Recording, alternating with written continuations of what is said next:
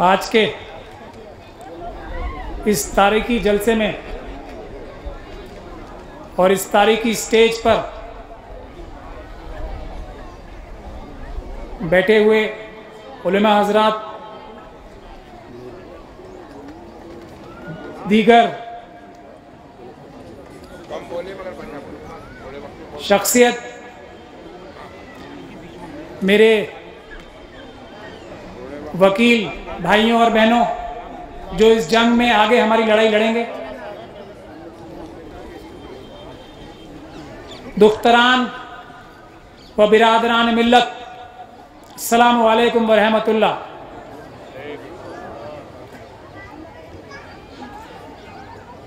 सबसे पहले तो मैं अंजुमन हैदरी को, मौलाना कल्बे जवाद को और अंजुमन हैदरी के तमाम ऑफिस बेयरर्स को, उनके तमाम मेंबर्स को, बिलखुसूस वो तमाम लोग जिन्होंने लाठियां खाई, जिन्होंने गोलियां खाई, जिन्होंने दर्जनों केस दर्ज कराए अपने ऊपर, लेकिन जिस्म पर और दिमाग पर सैकड़ों जख्म होने के बाद भी उफ नहीं की। इस कामयाबी का सबसे बड़ा सिला अगर किसी को जाना चाहिए तो वो उन नौजवानों को, उन हमारी बहनों को जाना चाहिए जिन्होंने दिन और रात एक की किसी भी हालत में, किसी भी कीमत पर सर नहीं झुकाया, चाहे जालिम कितना भी बड़ा था। और वो सब जानते हैं कि कितना बड़ा जालिम इस करबला की मुकद्दस जमीन पे काबिज था। है हमारी दरसगाह, शहादतों का रास्ता, मुनाफिकत की कत्लगाह, करबला करबला।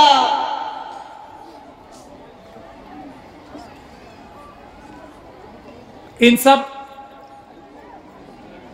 नौजवानों को जितना हम लोग वकालत के तौर पे मदद कर सके किया,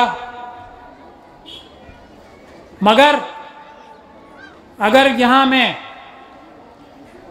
बहादुर अब्बास नकवी और उनकी फैमिली का जिक्र नहीं करूंगा तो ये बहुत नाइंसाफी होगी।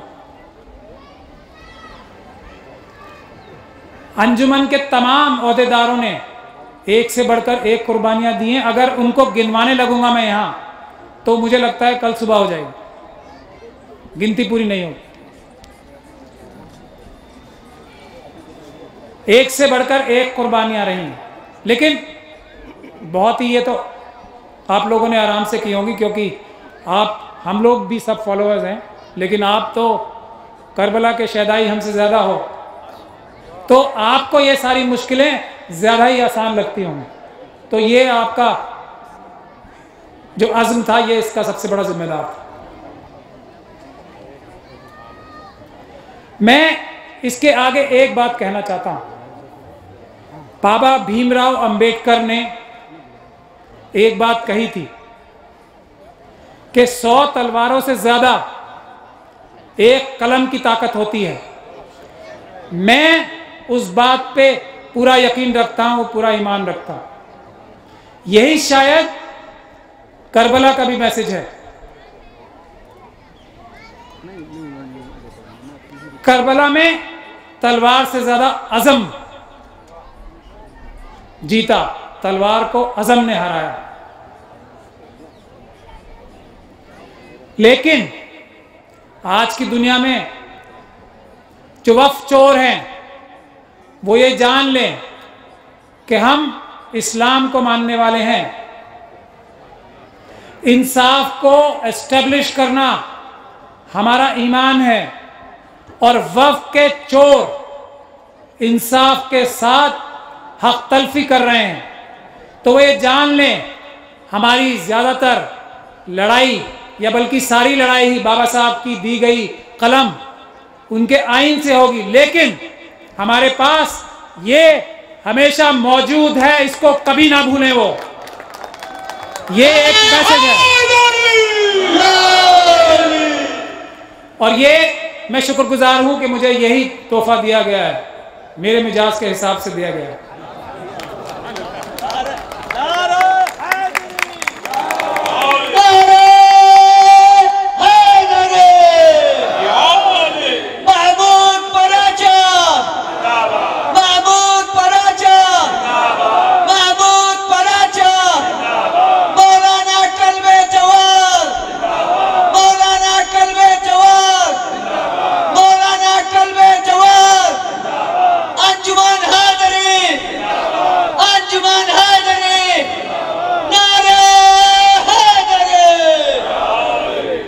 इससे पहले कि मैं अपना बयान आगे बढ़ाऊं, मैं एक बात और पूरी जिम्मेदारी के साथ कहना चाहता हूं। ये बहुत अहम बातें हैं जिनके बगैर कोई भी मुहिम आगे नहीं बढ़ सकती। ये मुहिम फिर भी नाकामयाब रहती, अंजुमन हैदरी रहती, हम रहते, जितना भी हमें अल्लाह ताला ने हौसला दिया या डर से कभी रूबरू नहीं कराया, बचपन से लेकर आज तक डर नाम की चीज से तारुफ भी अल्लाह ताला ने मेरा नहीं कराया, उसका मैं लाख लाख शुक्रगुजार हूं। लेकिन ये एक लड़ाई कामयाब नहीं होती अगर इसमें एक तीसरा सुतन नहीं होता, तीसरा पिलर नहीं होता। जब जब हम लोग फंस जाते थे, और ऐसे बहुत मौके आए जब अब लगता था कि अब हम लोग पस्त हो जाएंगे और हम या तो खत्म हो जाएंगे सब, या मारे जाएंगे, या मुहिम टूट जाएगी। ऐसे हर मुकाम पर अल्लाह ताला ने मौलाना कल्बे जव्वाद को, और जो इस मिशन में हमारे शामिल रहे हैं, वो उस हर एक वाक़े को याद कर सकते हैं। मौलाना कल्बे जव्वाद ऐसे टाइम पर हमारे साथ आए और उन्होंने हमें उन खतरों से निकाला कि उन खतरों से निकले बगैर शायद ये मुहिम फेल हो जाती। मौलाना कल्बे जव्वाद, मौलाना कल्बे जव्वाद, मौलाना कल्बे जव्वाद, हुसैनियत जिंदाबाद, हुसैनियत जिंदाबाद, हुसैनियत, यजीदियत, यजीदियत, शिया सुन्नी इत्तेहाद, शिया सुन्नी इत्तेहाद जिंदाबाद, नारे हैदरी। चाहे वो रात के 3 बजे पुलिस स्टेशन हो जहां पे हमारी बहनों और बच्चों को बंद किया जाता हो, चाहे वो जालिमों के बड़े बड़े महल हो, चाहे इस मुल्क के बड़े बड़े लीडरान हो, मौलाना कल्बे जव्वाद हमारे सामने दीवार बन के खड़े थे कि कोई भी तीर अगर हमारी तरफ आएगा तो पहले उनका सीना झेलेगा। ये भी हमारी सबसे बड़ी ताकत थी। और मैं ये पूरी जिम्मेदारी के, इसीलिए मैं मौलाना का जिक्र कर रहा हूँ। वो मना करते हैं ज़्यादातर कि मेरे बारे में ना बोला करें, और मैं ये कोई भी लफ्ज़ का इस्तेमाल मैं रस्मन नहीं करता, मैं रस्मन कोई बात नहीं करता हूँ, मेरी एक ये फितरत है। और मैं पूरी जिम्मेदारी के साथ कह रहा हूं, अगर मौलाना कल्बे जव्वाद जैसे सिर्फ 2-4 हमारे उलमा और आ जाएं, ज्यादा नहीं, 2-4, तो हम लोग वो हैं जिन्होंने दश्त तो दश्त, दरिया भी न छोड़े हमने, बहरे जुल्मात में दौड़ा दिए घोड़े हमने। मौलाना कल्बे जव्वाद जैसे सिर्फ 2-4 उलमाए दीन आ जाएं, इसीलिए मैंने शेर पढ़ा था, हम वो हैं, कोई नहीं टिक सकता हमारे सामने। हम इंसाफ की लड़ाई लड़ने के लिए सिर्फ और सिर्फ अकेले हम काफी है, अपने लिए नहीं, सिर्फ वक्त की लड़ाई नहीं। कोई भी मजलूम की लड़ाई होगी तो हमारी जिम्मेदारी है। अल्लाह ताला ने हमें इस मजहब पे रुजू इसलिए किया है हमारा ईमान है। इस्लाम के लिए लड़ाई लड़ने का मतलब है इंसाफ के लिए लड़ाई लड़ना। बाबा भीमराव अंबेडकर ने भी जो लड़ाई लड़ी, क्या थी वो? छुआछूत के खिलाफ, इंसान के ऊपर इंसान की बर्तरी के खिलाफ लड़ाई बाबा भीमराव अंबेडकर ने सबसे बड़ी लड़ी इस पिछले 200 सालों में। इसलिए हम उनके फॉलोअर हैं, इसलिए हम अपने आप को गर्व से अंबेडकराइट कहते हैं।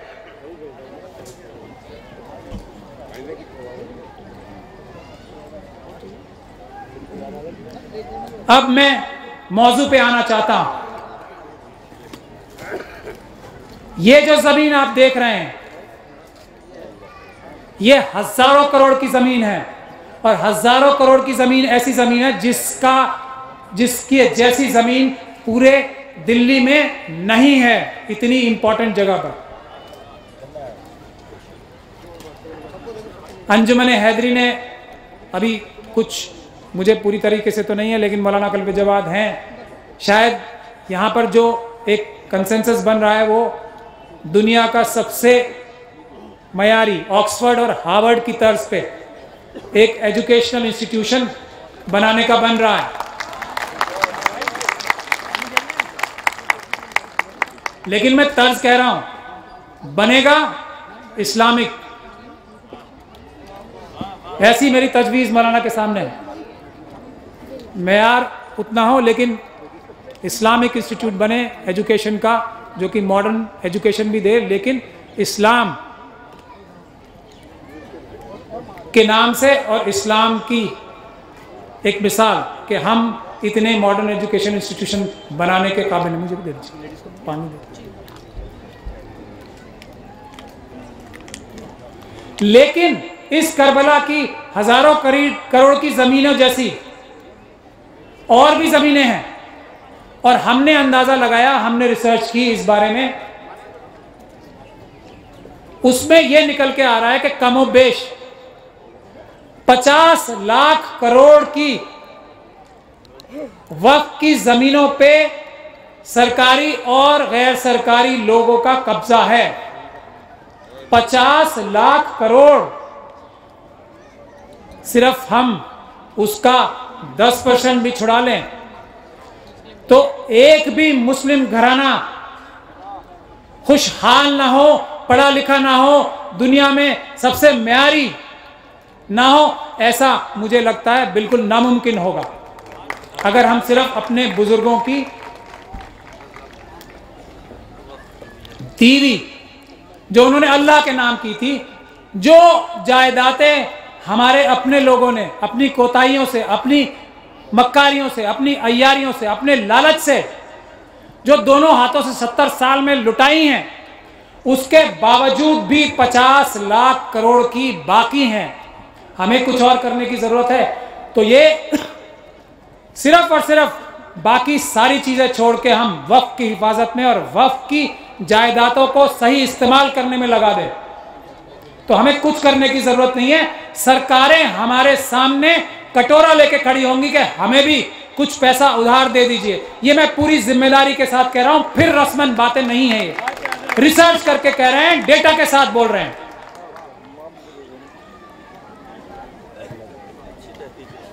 लेकिन उसके लिए सबसे अहम बात एक है, बाकी सब चीजें आ जाएंगी। और यहां एक हम अपनी फिर रस्मन बात ना करके मैं आपको बताना चाहता हूं कि यहां हमारे वकीलों का पूरा लश्कर बैठा है यहाँ पे, एक से एक तेज तर्रार, जिन्होंने वॉलंटियर किया। मैं भी नाम पढ़ के सुनाऊंगा कि वो इस वक्फ की लड़ाई में पेश रहेंगे और वक्फ के चोरों को नेस्तो नाबूद कर देंगे, उनकी सही जगहों पे जेलों में पहुंचा देंगे। इसीलिए भाग जाएं आज ही रात से, खाली कर दें हर एक चोर वक्फ की जगहों को खाली कर दें। आज रात तक की वार्निंग है। कल से जो यहां देना पड़ा ना 7 करोड़ और बहुत कम है। ये जो जज साहब ने फैसला दिया उसमें ये कहा कि बावजूद इसके कि वक्फ बोर्ड ने गलत स्टैंड लिया, वक्फ बोर्ड ने कहा कि इसको 27,000 रुपये महीने पे दे दो, 2.5 एकड़ की ज़मीन को, आपको शायद किसी फ्लैट में जगह नहीं मिलेगी 27,000 में, अच्छी फ्लैट में दिल्ली में। बावजूद उसके अल्लाह ताला ने कामयाबी दिलाई, ये कहा कि 2,14,000 रुपये रोज़ देने पड़ेंगे डैमेजेस। हम उससे संतुष्ट नहीं हैं। जज साहब ने खुद भी लिखा उसमें कि हालांकि इससे बहुत ज़्यादा बनते हैं लेकिन फिर भी चलो बहुत ज़्यादा हो जाएंगे, हम उसकी अपील करेंगे, ये एक दीगर बात।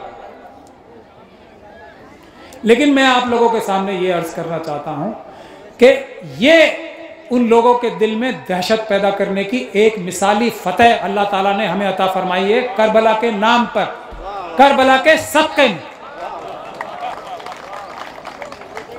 ताकि हर एक वक्त चोर अपने घर में छुप के सोए, डर के सोए, और सुबह चाबियां लेके, जैसे इसकी चाबी दी थी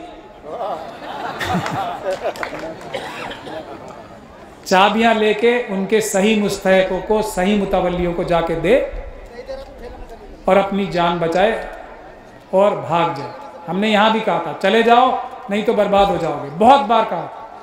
ये कुछ काम नहीं आएंगी तुम्हारी बड़ी बड़ी जो तुम्हारे पीछे लोग बैठे हैं, कोई काम नहीं आएगा, कुछ काम नहीं आएगा। पैसा नहीं माने तो ये हुआ और आगे होने वाला है।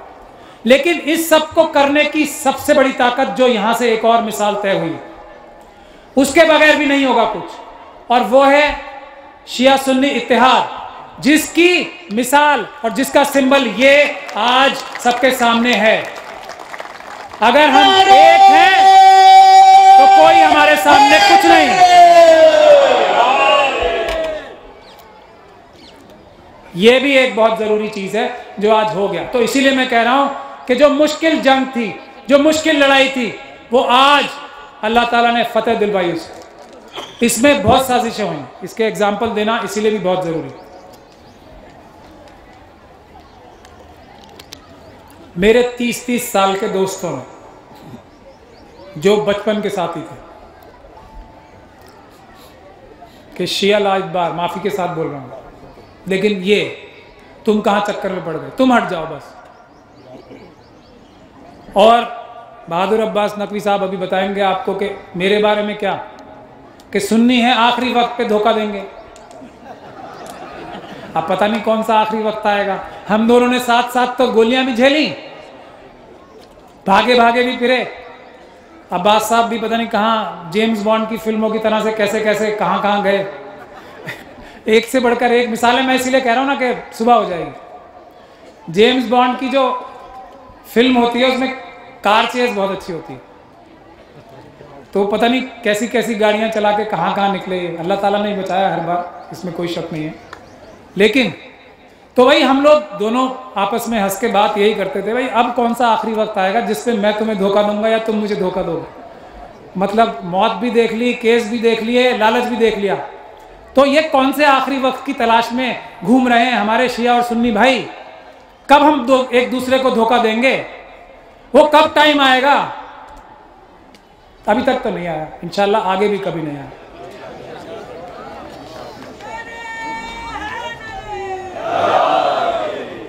राज्यसभा इनको भी ऑफर हो गई, हमें तो होती रहती थी, पर इन्होंने ठुकरा दी और हमें कभी मिली नहीं।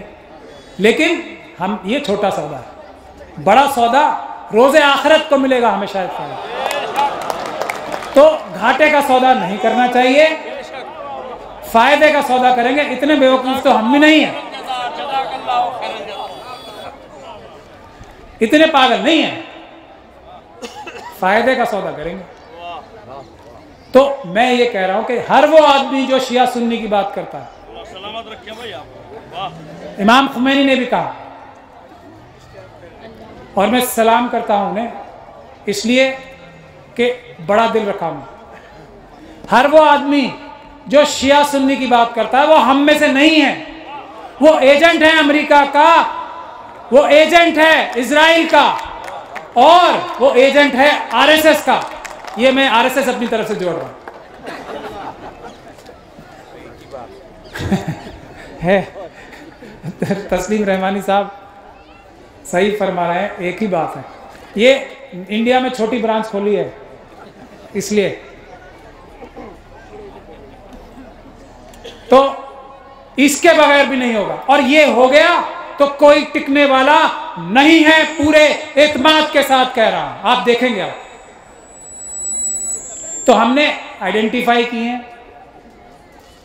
एक बात और मैं कहना चाहता हूं, हम लोग, अभी अल्लामा इकबाल साहब का शेर मैंने पढ़ा था, हम लोगों को आएगा नहीं ये करना, कितनी भी कोशिश कर लें ये हमसे नहीं होगा, कितनी भी कोशिश कर लें ये होगा ही नहीं, ये सिर्फ ऊपर वाले के सामने होता है। हम कितना भी कर रहे हैं, हमारे में से बहुत लोग, हम सब भी कोशिश करते हैं, होगा ही नहीं। ये हो सकता है या ये हो सकता है, तो हम अपनी फितरत पे वापस आए, या ये करें या ये करें, करना ही पड़ेगा, और अब हो जाएगा क्योंकि हम एक हो रहे हैं। और हम मुहाफिज हैं हर एक दबे कुचले और ऑप्रेस्ड क्लासेस का। तो इसीलिए हम लोगों ने सभी तंजीमों से, आज जो सब यहाँ मौजूद हैं और बहुत सारी जो उलमाए दीन आने थे वो आज नहीं आ पाए, क्योंकि पर्सनल लॉ बोर्ड की भी आज एक वर्किंग कमेटी की मीटिंग हो रही है। मुफ्ती एजाज अरशद कासमी साहब यहाँ मौजूद हैं, और चौधरी शरीफ साहब भी मौजूद हैं यहाँ पे, वक्फ बोर्ड के हमारे मेंबर हैं। इन्होंने इस जंग को जीतने में हमारा बहुत साथ दिया, मैं तहे दिल से इनका शुक्रगुजार हूँ। इनके बगैर भी शायद ये जंग जीती नहीं जा सकती थी, इन्होंने बहुत साथ किया, हम इनका तहे दिल से शुक्रिया अदा करना चाहते हैं। इनके पर भी बहुत दबाव हैं, रहे हैं, मगर इन्होंने हक का साथ दिया, इस्लाम का साथ दिया, बातिल का नहीं दिया।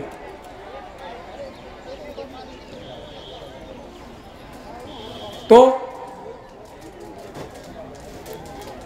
मैं ये कहना चाहता हूं कि हम सभी तंजीमों से 3-4 चीज़ें कह रहे हैं। अब काम की बात पे आ जाएं।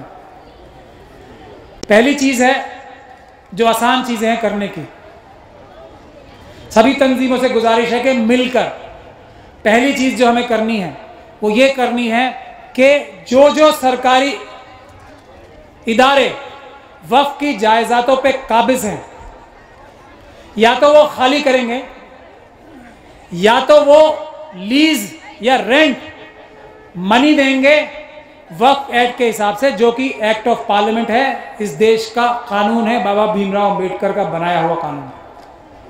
वो रकम ही इतनी रकम हो जाएगी, शायद हमसे संभाली नहीं जाएगी, हम बिगड़ जाएंगे पूरी कम्युनिटी। मुझे डर भी लगता है भाई बात, अगर सिर्फ रेंट ही देने लगे। और 1976 में एक, जब प्राइम मिनिस्टर इंदिरा गांधी थी, उन्होंने एक चिट्ठी लिखी थी सभी सरकारों को, वो हमने निकाल रखे हैं, सारी कागजी कार्रवाई हम कई सालों से कर रहे हैं, तो उससे आप बेफिक्र रहें।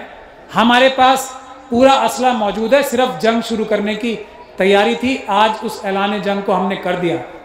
तो सरकारी जितने भी इदारे हैं, पहली चीज़ ये करेंगे हम कि उनको लीगल नोटिस दें और उनसे हासिल करें रेंट, ताकि हम अपनी बाकी फलाह और बहबूद की जो कार्रवाइयाँ कर सके। अगर कोई हजरात मुझे नाम गिनवाने के लिए कह रहे हैं तो सीजीओ कॉम्प्लेक्स से यहाँ से शुरू करते हैं, हैदराबाद का एयरपोर्ट बताते हैं, और पता नहीं क्या क्या, वो बॉम्बे में अटीला जो है वो, पर वो सरकारी तो नहीं है, सरकारी जैसे ही है। तो ये सब चीज़ों से अगर रेंट आने लगेगा तो हमारी जो फाइनेंशियल डिफ़िकल्टीज़ हैं रातों रात दूर हो सकती हैं, और ये नामुमकिन बात नहीं है अगर हम सब साथ होकर चलेंगे। सरकार को मजबूर होना पड़ेगा। इलेक्शन आया है तो जो सरकार आएगी वो ये करेगी, नहीं तो 15% हैं। ये कोई शर्म और शक शुबे की बात नहीं, करना पड़ेगा। नहीं तो कोर्ट है, नहीं तो एजुटेशन है, नहीं तो प्रदर्शन, धरना, आरटीआई सब है, सब करेंगे, सबका मिक्सचर भी करेंगे। दूसरी चीज़ है आसार कदीमा की है। आसार कदीमा का कानून मौलाना कल्बे जवाद यहाँ बैठे हैं, मुझसे लीगल ओपिनियन लिया था और लखनऊ में काफ़ी कारगर तरीके से इस्तेमाल भी किया, दीगर लोगों ने भी लिया था, लेकिन उस पर अमल नहीं हुआ। आसार कदीमा के कानून में कोई भी ऐसी चीज़ नहीं है जिससे नमाज पढ़ने की रोक लगाई जा सके किसी भी आसार कदीमा की मस्जिद में, या कोई भी रिलीजियस एक्टिविटी यानी कि मजहबी कोई भी अपना फरीजा अंजाम देने से कोई रोक टोक नहीं है किसी भी आसार कदीमा की जमीन पे या बिल्डिंग। अमल करना पड़ेगा मजबूती के साथ आगे बढ़ के, कोई नहीं रोक सकता। कर से पढ़ना शुरू कीजिए, हम जिम्मेदारी लेते हैं, ये टीम जिम्मेदारी लेती है। जो करेगा हम लोग सामने आएंगे, मगर मेरा आलिम दीन और अपनी सारी तंजीमों से गुजारिश है आगे बढ़ें, आसार कदीमा की मस्जिदों पे नमाज पढ़ना शुरू करें। हम जिम्मेदारी लेते हैं कि हम कानूनी तौर से उनकी हिफाजत करेंगे। कुछ नहीं कर सकता कोई सरकार, गैर कानूनी काम नहीं कर सकती। आज से शुरू करें, कल से शुरू करें। कोई जरूरत नहीं है किसी से इजाजत लेने की, किसी को चिट्ठी लिखने की। हमने चिट्ठियां लिख के देख ली हैं, वापस जवाब नहीं देते। हमने चिट्ठी लिखी थी कि आप हम यहाँ नमाज पढ़ने जाएंगे, मेहरबानी करके बता दीजिए हम अगर कोई गैर कानूनी काम कर रहे हैं तो बता दीजिए। किसी ने वापस पलट के ASI से चिट्ठी नहीं लिखी हमें, क्योंकि गैर कानूनी है ही नहीं। एक दहशत का माहौल बना रखा है हमारे मुल्क में, हमारे ऊपर। उससे जीतना है, इसीलिए उसी से जीतना है। बस दहशत से उबरना है। बाबा भीमराव अम्बेडकर का कानून और आइन है। तीसरी चीज हम ये भी गुजारिश करना चाहेंगे कि कुछ चीजें ऐसी हैं, एक एक तंजीम हमारी जिम्मेदारी ले। और अच्छा तो ये होगा कि जो हमारे सो कॉल्ड फिरके हैं जिन्हें बड़ी रवायत है, तो जो जिन्हें शिया हजरात कहा जाता है, वो सुन्नी हजरात की कोई ज़मीन छुड़ाने का जिम्मेदारी लें, और जो सुन्नी हजरात कहा जाता है इन्हें, वो शिया हजरात की कोई ज़मीन छुड़ाने की जिम्मेदारी लें। मुहिम छेड़ें हम लोग उनके साथ।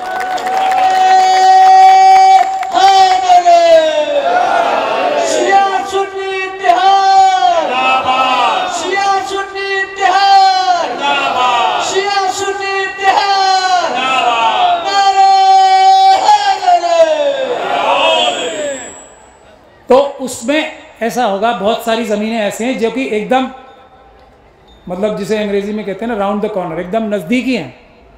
उनको तो हम बहुत जल्दी महीनों में या हफ्तों में ही छुड़ा सकते हैं। बहुत सारी ज़मीनें ऐसी जिन पे एकदम साफ हमने मुताला कर रखा है।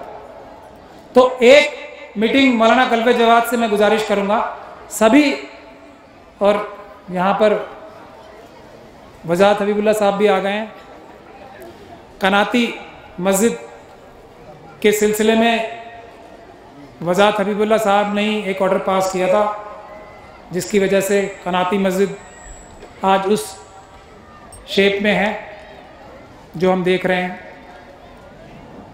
तो मैं ये गुजारिश करना चाहूँगा मौलाना कल्बे जवाद से कि वो सभी की एक मुश्तरका मीटिंग बुलाएं। उसमें हम लोगों ने बहुत रिसर्च करके ऐसी बहुत सारी प्रॉपर्टीज़ निकाल रखी हैं जो कि फ़ौरन से पेशतर खाली हो सकती हैं।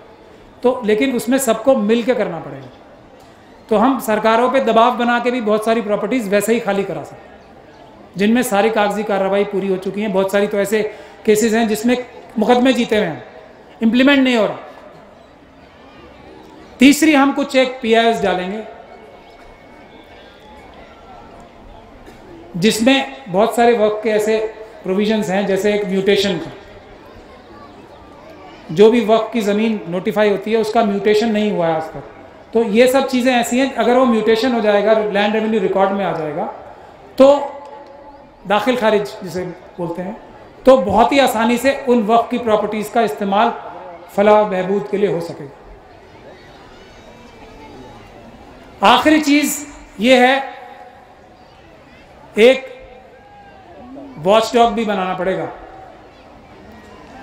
वॉच डॉग इसलिए कि ज़मीनें खाली तो कराई, उसके बाद उनका अंजाम क्या होगा? क्या उनको वापस तो खुर्द-बुर्द नहीं कर दिया जाएगा जैसा कि पिछले 70 सालों में देखा गया? मैं ज़्यादा किसी की बुराई नहीं करना चाहता, लेकिन जो हालात हैं उनको बताना बहुत ज़रूरी है।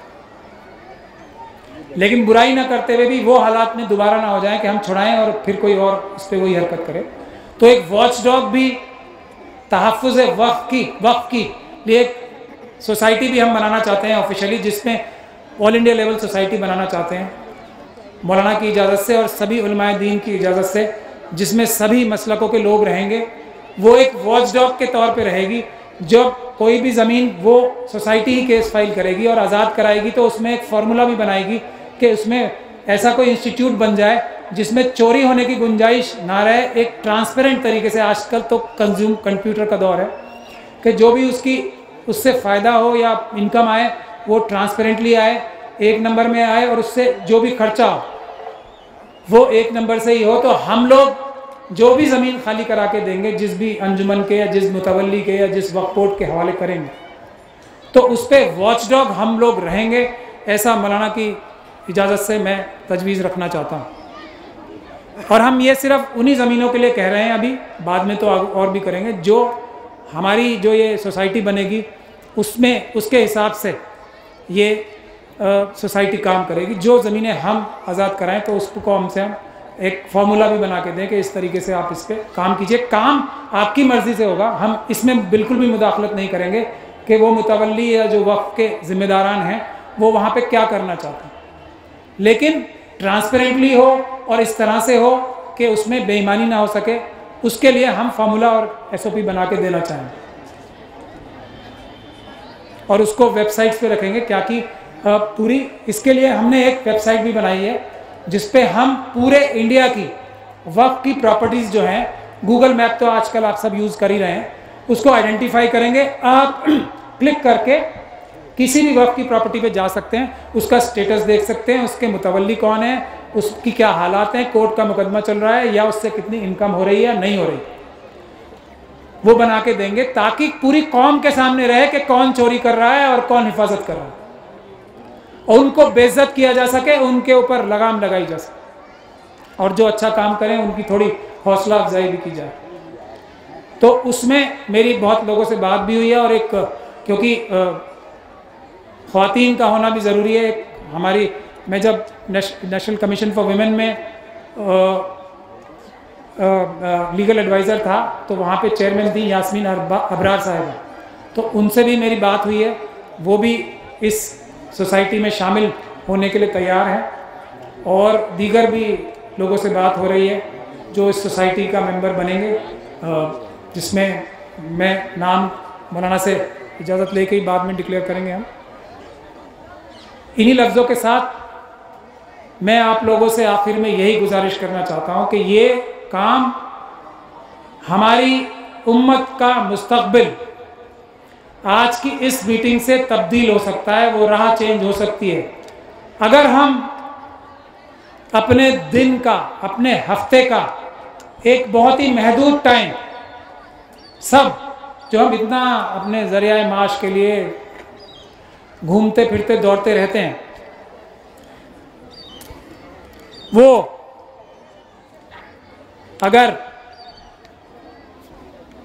उसमें से थोड़ा टाइम इसको अल्लाह ताला के लिए तो है ही, अगर दुनियावी फ़ायदे के लिए भी देखा जाए, थोड़ा सा टाइम बस आप लोग सब सर्व करें तो आपके रोज़गार में भी फ़ायदा होगा, आपके एजुकेशन जो बच्चों को देना चाहते हैं उसमें भी बहुत फ़ायदा होगा, हर चीज़ की राहें निकलेंगी, और हमारी सबसे बड़ी इज्जत जो हम खो चुके हैं अलग अलग वजूहात से, वो हम हासिल करेंगे। हमारा हयात ऐसे जो आज है मजबूरी में, वो ऐसे होगा, कोई हमें ताना नहीं दे सकेगा, कोई हमें उल्हाना नहीं दे सकेगा। थोड़ा सा टाइम दीजिए बस, उसके नताइज आज हम सुरखरू हैं, अल्लाह ताला ने किया, तो आज हम आपसे कह सकते हैं कि हम रस्मी बातें नहीं कर रहे इस करबला की ज़मीन को आज़ाद करने के लिए। ये टीम ऐसी है जो रिजल्ट देगी। आप आखिर में जिस हरावल दस्ते की सबसे ज़्यादा ज़रूरत होगी, वो जो वकील साहब हमारे सब यहाँ मौजूद हैं, इस बात की ज़मानत देने के लिए कि वो इस जंग में पेश रहेंगे, ताकि आप लोगों को ये हौसला रहे कि अगर इस जंग में आपको जेल जाना पड़ेगा, पुलिस से मुकाबला करना पड़ेगा या पुलिस सरकारी ओहदेदारान का मुकाबला करना पड़ेगा, तो आपके ये सिपाही फौजी बन के आपके सामने खड़े रहेंगे। इस बात के लिए आज अभी हम ज़्यादा लोगों को कह भी नहीं पाए, लेकिन बहुत सारे लोग इसमें और जुड़ना चाहते हैं वकील, लेकिन कुछ लोग जो आए हैं आज उनका नाम मैं पढ़ के सुनाना चाहता हूँ। इन लोगों ने पहले भी हमारी मदद की है और आगे भी इंशाल्लाह करेंगे। सैयद कौसर अब्बास साहब, सैयद कामरान हैदर साहब, अलमदार हुसैन नकवी साहब, मुनीस रज़ा जैदी साहब, अहमद अली हैदरी साहब, सिबितैन जैदी साहब, गफ्फार हुसैन जैदी साहब, हसन जैदी साहब, गमकार हुसैन साहब, अब्दुल वहीद साहब, अमजद खान साहब, नज़ीम भाई, सैयद रेहान साहब, वजाहत साहब, आज़म खान साहब, सिकंदर सिद्दीकी साहब और हमारे जो बहुत ही अहम भाई हैं अनिल वर्मा एडवोकेट, MC प्रेमी साहब, अमित साहब। ये है बाबा राव भीमराव अंबेडकर के हमारे अम्बेडकराइट भाई जो हमारे साथ कंधे से कंधा मिलाकर काम करेंगे। बदलिया साहब, राजा राम साहब, SN गौतम साहब, अफशा प्राचा, शाहीन परवीन साहिबा, फौजिया अफशा प्राचा साहिबा, सॉरी छोटी बहन है इसलिए वो स्लिप हो गया।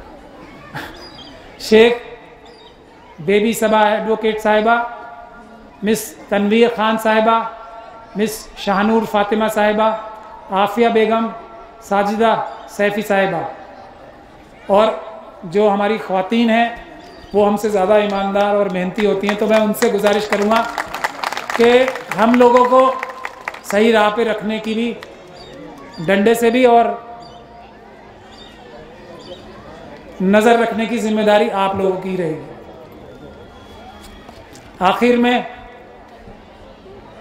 आप लोगों का बहुत बहुत शुक्रिया, अंजुमन हैदरी का शुक्रिया। आज आप सब लोग दूर दूर से आए, शॉर्ट नोटिस पे आए, बहुत सारी रास्ते में तकलीफ़ भी मिली और वो तो नॉर्मल बात है, इसको तो कहना बेफिजूली है। सभी लोगों का शुक्रिया, खुदा हाफिज़। बहुत बहुत आप लोग इस मुहिम में साथ दें और हम लोग सब कामयाबी की एक के बाद एक मंजिल हासिल करें। खुदा हाफिज़। अस्सलाम वालेकुम।